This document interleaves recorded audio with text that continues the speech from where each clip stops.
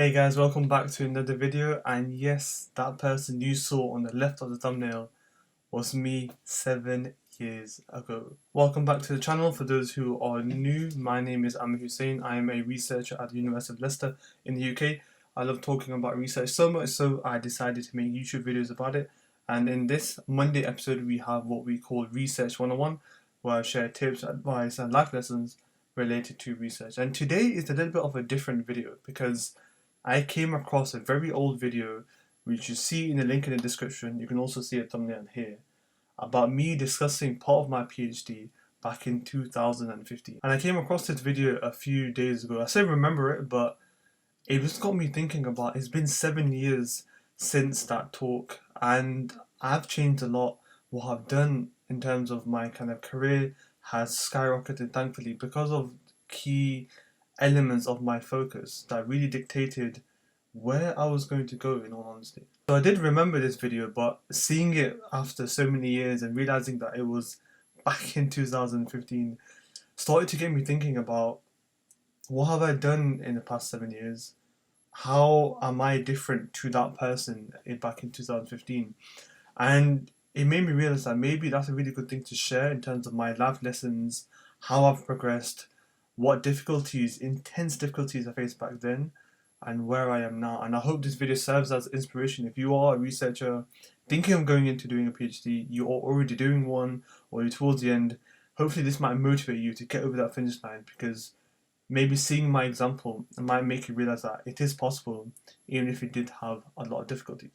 So let's go back to 2015 and give you an insight as to what I was going through whilst that video was being recorded. So as you know, back when I was doing my PhD, if you haven't watched the video above about my whole journey, please do watch it, because I think you might benefit from the bigger context. But to give you a bit of an insight, I didn't get paid for my PhD.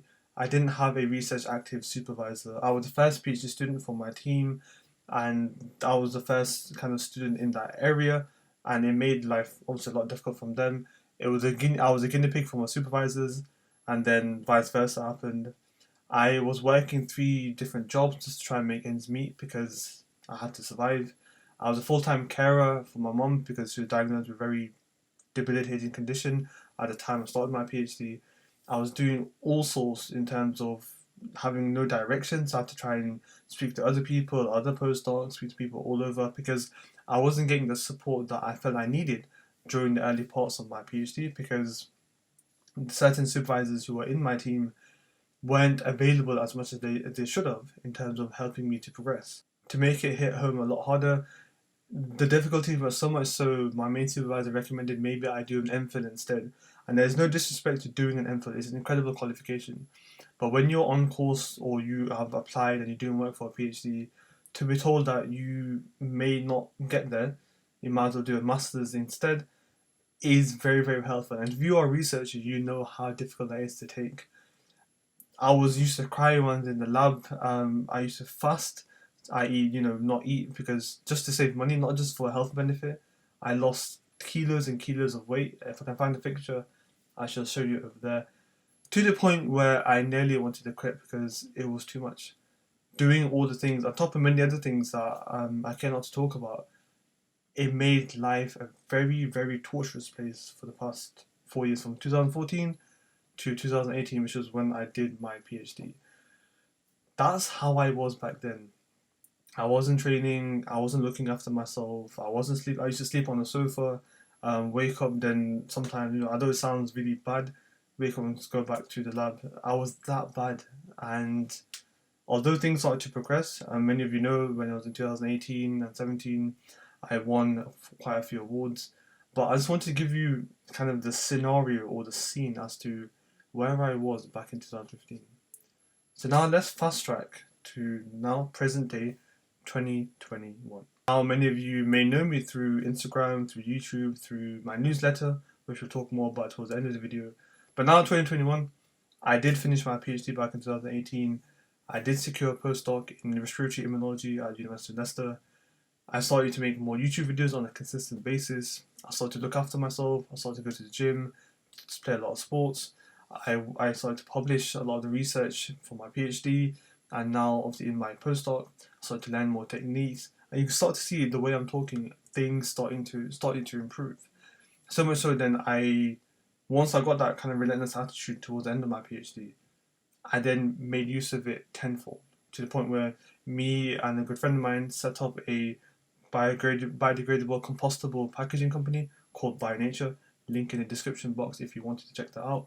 I started to run a non-profit foundation called FPMA. Now, FPMA is Foundation for Preventive Medicine and Awareness. And what I decided to do with that is I saw a gap with a lot of primary schools wanting actual interactive, fun lessons from experienced scientists, researchers, academics, which they probably don't get that much opportunity with. So I thought, why not bring the really cool, awesome research, the latest in that field in terms of nutrition, exercise, psychology, and bring it into simple English for primary school kids to understand and benefit from. So starting to think about, okay, how can I prevent things from occurring, as opposed to instilling bad habits early on. So that's now going to be registered soon as a CIC, so kind of a registered party where I'm working with many other independent parties to all kind of utilize our best skill sets. So something known as the Soil Association under Food for Life, again, links in the description box below. I am actually working with them. I'm working with them for the past year and a half to put together video resources for primary schools. That's linked to research. That's what I've been doing for the past 2 years. Again, as you can see here, I'm now recording. I am a videographer. I bought a camera recently, I bought a drone. I'm starting to invest in a hobby of mine, which is taking photos, taking videos, flying a drone, and helping people to share their message through video.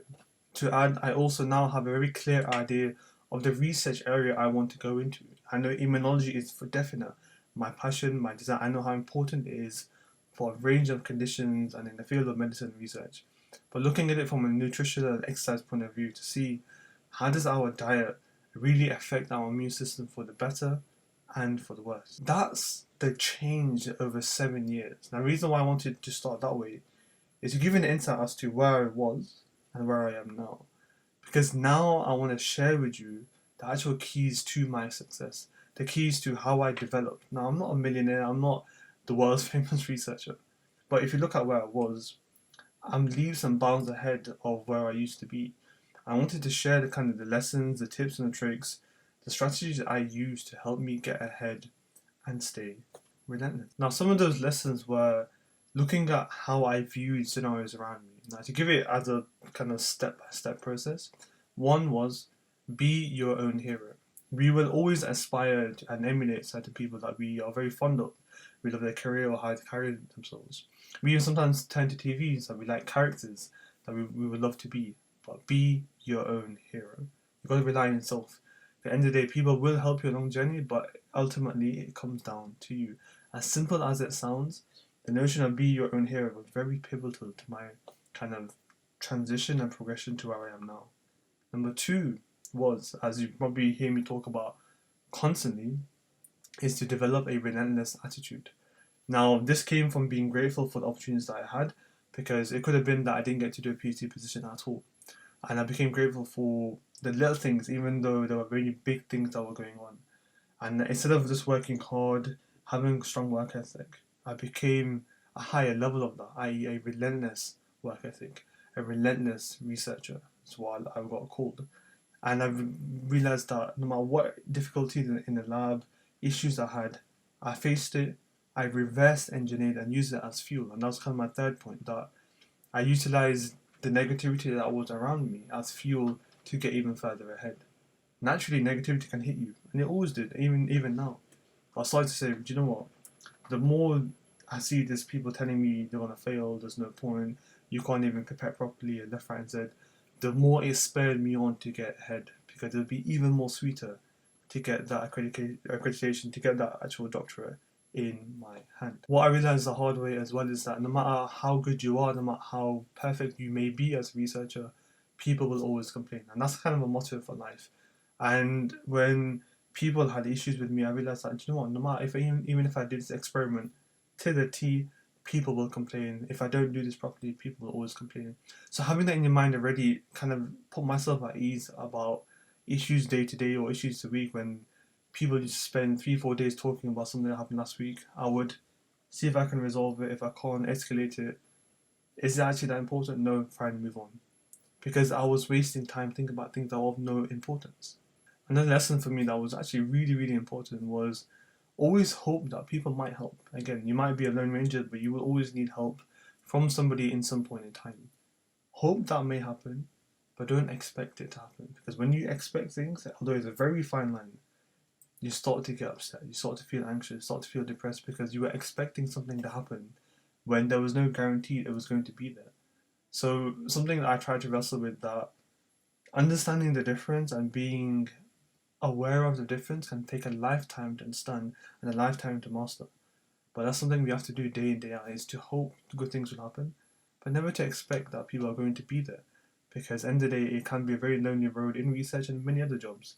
So keep that in mind. The final few points I wanted to give you an insight in terms of my progression was, this was especially my PhD, and that was attack the day, don't let the day attack you.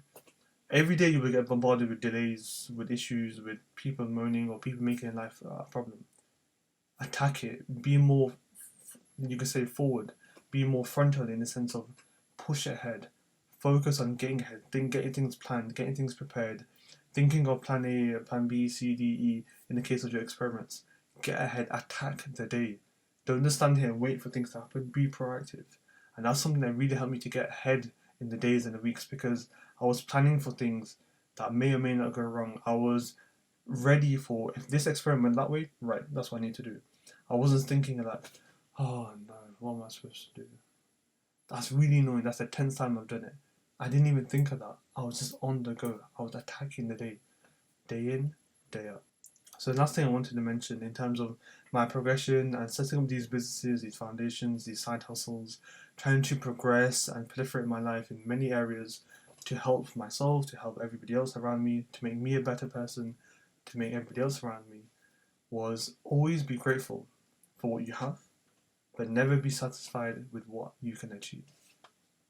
Multiple people know me now saying, how many things are you doing? I said, no, it's still not enough. Because I'm grateful for all the things I have. I'm grateful to earn. I'm grateful to put food on my plate, to pay the bills, to help and contribute to my family. I'm never satisfied with what I can achieve, and I will never be satisfied. I never sit one day and say, do you know what? I've accomplished it. No. Because that's just, in my mind, just not enough. Because there's always more that I can do. I'll be grateful. Then here's the difference. I'll be grateful with what I have or what I've achieved. I'll never be satisfied because I want to keep going. And that's the sign of a relentless attitude. And this whole video is coming to this one word. And if you're interested in getting out of a difficulty that you have, or things are not going well in terms of your research, become relentless. And I'm going to say that's really easy, is you're not just working hard, you become a savage, and in a good way. You become hungry, so savage that you can't even see distractions. People can't keep up with you. Your supervisors have to come chase you. They have to tell you that, you know what, you've done enough. That's what I mean by relentless. Technicians can't keep up with you in the sense of what you're asking for, things that you need to do, or things that you got prepared. You got this experiment, that to do. People can't follow your train of thought. People can't keep up with the amount of hours you're working or how efficient you're working. That's being relentless. And if you start to acquire and start to instill that type of behavior, you'll see yourself getting ahead. You'll see yourself pushing through, just like I did.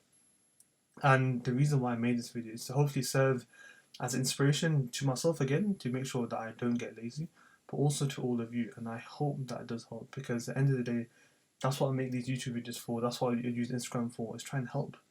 And maybe this on a Monday evening, if I can get it edited in time, I hope this serves as a really good motivator for you to get ahead and to boost your week in terms of productivity and performance. And lastly, if you've got any questions, if you want to subscribe to my newsletter, by the way, where I do share these tips, link is in the video description down below. But if you want to get in contact with me, Aamir.phd over here. And if you want to have any queries, concerns, if you want to have a chat, more than welcome to, because I'm here to help. And I really, really mean that. So in any case, I know this video might be a bit longer than expected, but I hope you find it really useful. However, in any case, I shall see you in the next one. Take care.